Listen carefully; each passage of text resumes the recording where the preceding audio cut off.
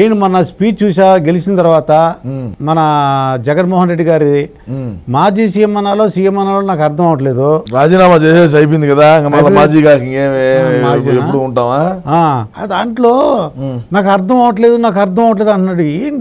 ఏంటంటే అమ్మఒడి ఇచ్చాను కానీ అర్థం అవట్లేదు. ఆ ప్రేమ అంతా ఏమైపోయింది, అవ్వతాతల ప్రేమ అయిపోయిందండి. ఏంది అంటే బటన్ ఒత్తినాము, ఈ బటన్ ఒత్తడంలో బటన్ ఒత్తడమే మా పని అని చెప్పినాడు. అది గ్రౌండ్ లేకపోయిందా లేదా అని తెలుసుకునేదానికి మాత్రమే గడప గడపకు మన ప్రభుత్వం అనేటువంటి ఒక ప్రోగ్రాం పెట్టినాము. ఆ ప్రోగ్రాం పెట్టినప్పుడు అటర్ ఫ్లాప్ అయింది.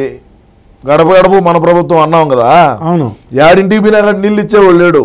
ఏ ఊర్లోకి పోయినా, ఏ గ్రామంలోకి పోయినా, ఏ వాళ్ళకి పోయినా, హరిజన వాడు తీసుకోండి, దళిత వాడలు తీసుకోండి, ఎక్కడికి పోయినా కూడా, ఒక ఎస్సీలు తీసుకోండి, ఎక్కడికి పోయినా కూడా నీళ్ళు ఇచ్చేటువంటి పరిస్థితుల్లో లేవు. సో అప్పుడే అర్థమైపోయింది మాకు సీను. అందుకనే నేను రంగంలోకి దిగాల్సి వచ్చింది. సిద్ధం అని చెప్తే సిద్ధం ఏమైంది? ఇప్పుడు సిద్ధం ఏమైంది? మరి బ్రహ్మాండంగా వచ్చింది కదా, 11 వచ్చింది కదా, స్క్రిప్ట్ 11 దేవుడి స్క్రిప్ట్ అంటే అదే కదా, దేవుడి స్క్రిప్ట్. అంటే అప్పుడు చంద్రబాబు నాయుడు 23 ఎమ్మెల్యేలు, ఒక 3 ఎంపీలు వచ్చినాయి, దేవుడు రాసిన స్క్రిప్ట్ అని చెప్పారు కదా. మరి జగన్మోహన్ రెడ్డి గారికి 11 వచ్చినాయి. ఏంటంటారు స్క్రిప్ట్? మీకు ఏమైనా ఐడియా ఉండి చెప్పండి, అది నేను చెప్తా. ఇప్పుడు చంద్రబాబు నాయుడు ఇట్లా అంటాడు అంటే ఏంది ఇది? అంటే విక్టరీ అని కాదు, అదంటారా? ఇది 11 అనే కదా. ఇది ఉంటే 1, ఇది ఉంటే 11. మరి చంద్రబాబు నాయుడు ఇట్ అనేది ఎందుకంటే ఇందుకే నీకు 11 వస్తుంది, 11 వచ్చారా, నీకు 11 వచ్చారా ఆయన ఇప్పుడు చెప్తున్నాడు ఆయన. అది మేము తిక్కనా కొడకలో మాకు తెలియకపోయా, మేము అది ఆలోచన చేయకపోతే. అది కాదు శివరాజు, నేను అలా అనుకోరా. ఇంకేంది 151 ఉందా? అవును, 5 మాయమైపోయింది. 5 మాయమైపోయింది. మేము 178 గెలిచాలనుకున్నాం, పోయా స్వామి 11 అంటావు నువ్వు. మాకు నవరత్నాలు 9 వచ్చాయనుకున్నాం మేము ఇచ్చే నవరత్నాలు. నవ్వు అంటే 9 కదా, మరి 9 వచ్చాయనుకుంటే ఇంకా 2 ఎక్స్ట్రా వచ్చినాయని మేము సంతోషపడతా ఉంటే నీ బాధ ఏంది? మళ్ళా మధ్యలో ఇంకోటి ఏంటంటే ఇంకోటి స్క్రిప్ట్ ఉంది. ఏంది? మా కూటమికి 164 వచ్చినాయి. అవును, అన్ని కలిపి ఒకసారి 1+6 + 4 ఎంత వచ్చింది చూడు. స్క్రిప్ట్ ఎలా ఉంది? మాకు లెక్కలు వస్తాయి కదా, అంగుట్టి గాళ్ళు మాకు డబ్బు, మాకు లెక్కలు. మా ఆయన ఏమన్నాడు, 116, 18, 22 మంది అంటాడు.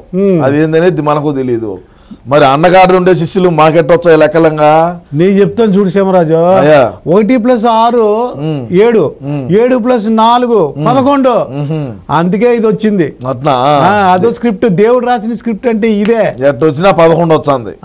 నేను కూడా క్యాల్కులేటర్ తీసుకొని కొట్టినా, కిందికి పైకి ఎట్ట కొట్టినా 175 రాలా. ఎందుకు రాకూడదు రజని? ఎందుకు రాకూడదు? అదంటారా 175 ఎందుకు రాకూడదు? మనం ఎందుకు గెలవకూడదు రజని? 30 ఓట్లు తగ్గినాయి రజని పులివెందుల్లో, మెజార్టీ. అది రజని కథ. మరి ప్రజాస్వామ్యంలో ఎప్పుడు కూడా అధికార అహంకారంతో, అధికార మదంతో మనమే సుప్రీములము, ప్రజలు మనకు 151 స్థానాలు గెలిపించి మనల్ని ముఖ్యమంత్రి పీఠం మీద కూర్చొని అని చెప్పి నువ్వు ఏదైతే నువ్వు ఆడినటువంటి ఇది ఉండదో ఈ 5 సంవత్సరాల్లో, అది మాకు భారీగా డ్యామేజ్ జరిగింది.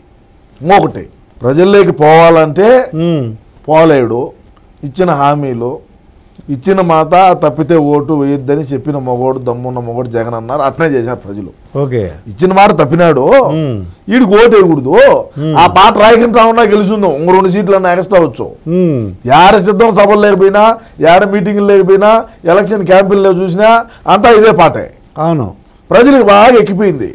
ఇచ్చిన మాట తప్పితే ఓటు వేయొద్దని చెప్పిన దమ్మున్నోడు మగవాడు జగన్ అని.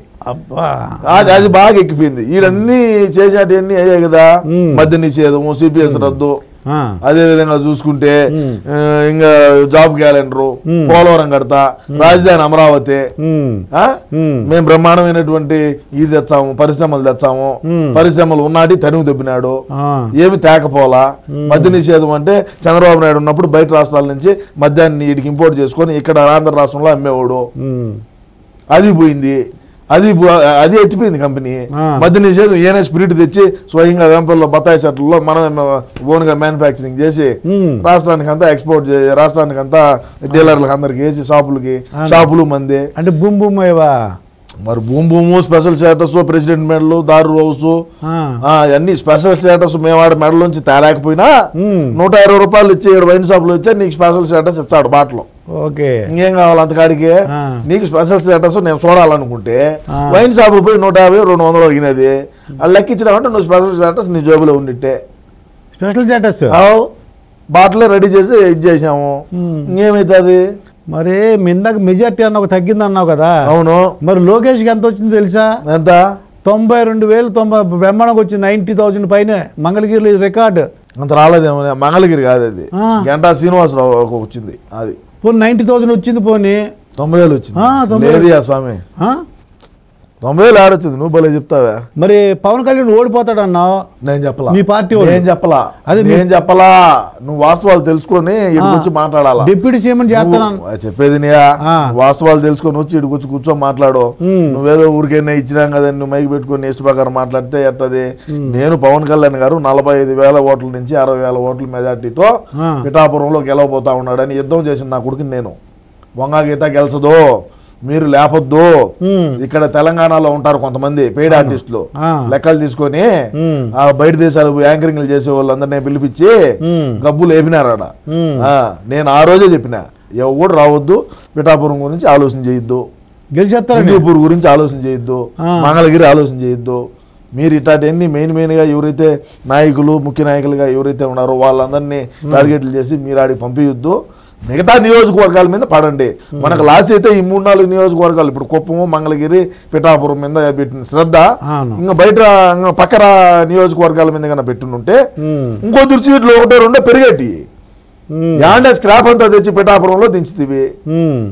అంటే పవన్ కళ్యాణ్ గారు సినిమా హీరో, ఏ విధంగా ఆయన అభిమానులు ఉంటారు, జన సైనికులు ఏ విధంగా ఉంటారు, వీర మహిళలు ఏ విధంగా ఉన్నారు, ఏమి ఆశించకుండా పవన్ కళ్యాణ్ గారికి పనిచేసేటువంటి అభిమానులు ఉన్నారు.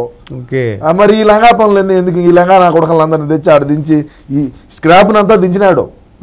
ఏమి దించిన ఉపయోగం చూడాలి అంటే గేట్ కూడా తాకలేడు అన్నాడు. అందుకుని ఎవరు తాకనివ్వ అన్నారు పవన్ కళ్యాణ్ ని. ఈ అసెంబ్లీ ఉంది కదా, గేట్ తాకడానికి ఇయ్యలేదని అన్నారు. అనింది, రోజే అనింది.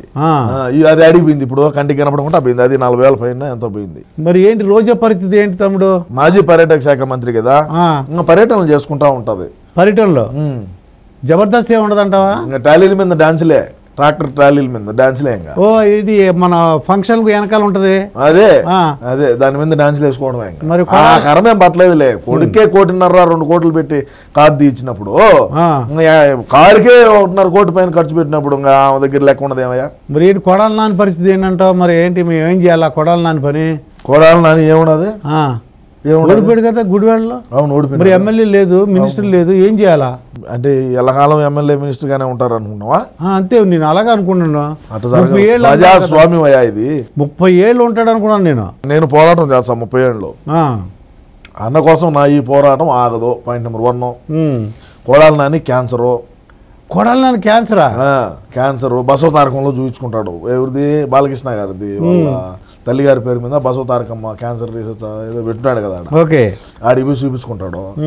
మేము ఎంత తిట్టినప్పటికీ మా బతికేమో మళ్ళా బాలయ్య కాలకాడికి, బాలయ్య పెట్టిన హాస్పిటల్కి పోయి ఆడ ట్రీట్మెంట్ చేసుకుంటా బతున్నాము. అది పరిస్థితి. మొన్నగడ కళ్ళు తిరిగి పడినాడు. సరే నీకు అన్ని ఎందుకయ్యా, నువ్వేదో అడుగు. ఏం వాళ్ళ క్యాన్సర్ వంశీ పోని చెప్పు. వల్లభనేని వంశీ ఏం హైదరాబాద్కి వచ్చేసినాడు కదా. హైదరాబాద్ వచ్చేసాడా? నుంచి మరి బిజినెస్ అని చేసుకోవచ్చా, ఏమైనా వదిలేస్తారా ఏంటి? అసలు ఏంటి పరిస్థితి ఎలా ఉంటుంది అంటే? వ్యాపారాలు వాళ్ళకి రియల్ ఎస్టేట్లు వాళ్ళకు బ్రహ్మాండంగా, వాళ్ళకు మంచి మంచి పరిచయాలు ఉంటాయి. మనం అంటే ఇంటర్నేషనల్ గా ఉంటాం, మనకు లోకల్ గా తెలియదు కాబట్టి ఏదో వాళ్ళు పడేది వాళ్ళు పడతా ఉంటారు. మనకి ఎందుకు? ఇప్పుడు జగన్మోహన్ రెడ్డి గారు ఇప్పుడు చెప్పేది ఇప్పుడు జగన్మోహన్ రెడ్డి ఏంది బొక్క, మా అన్నే కావచ్చు. అయినా ఐఏఎస్ఎల్ ఐపీఎస్ఎల్ కోర్టులో మెంగబెట్టినాము.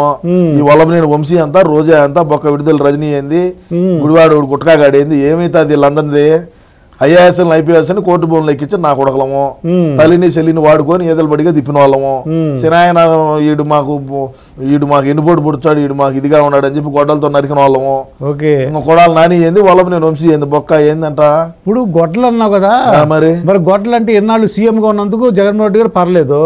ఇప్పుడు మరి దిగిపోయారు, ఏమవుద్దంటారు గొడ్డల పోటు? ఏమైతే ఏమవుతుంది, సిబిఐ విచారణ పిలుస్తుంది, పోతాము అన్నా పోతాడు, వదినా పోతుంది. తేడా జరిగితే లోపల మింగుతారు. ఏందంట 16 నెలలు ఉన్నాం, ఏమవుతుంది? ఇంకా మేమేం చూడడం చేయాలా, మాకు తెలియజేయాలా, 10వ తరగతిలోనే పేపర్ లీకేజ్లో జైలుకి పోయి నా కొడుకులో మేము జైలు అంటే అది మాకు అత్తగారితో పాటే సమానం, ఏం కాదు మాకు. మా రాయలసీమలో నీ మీద ఎన్ని కేసులు ఉంటే నువ్వు అంత మగోడివి. ఏ ఊరు మీద? మాదా కాకినాడ. మీ గోదావరి జిల్లాలో ఉచ్చబోసుకుంటారు పోలీసు వాళ్ళన్నా, జైలు కేసులన్నా. నిజమే, మాకు ఇంటికి ముక్కతో సమానం. ఇది ఇంటికి ముక్క. అన్న మీద ఎన్ని కేసులు ఉన్నాయి? ఏమైంది? ఏం పెరిగినారా? సీఎంగా ఉన్నారు కాబట్టి రాలేదు. మరి సీఎం దిగిపోతున్నాడు కదా, ఆల్రెడీ రాజీనామా రాసి ఇచ్చినాడయా. సిబిఐ కేసులు అన్ని ఏమవుతాయని. ఏమైనా కానీ 16 నెలలు జైల్లో ఉన్నాము, ఇంకొక 16 నెలలు ఉంటాం అవసరం అయితే.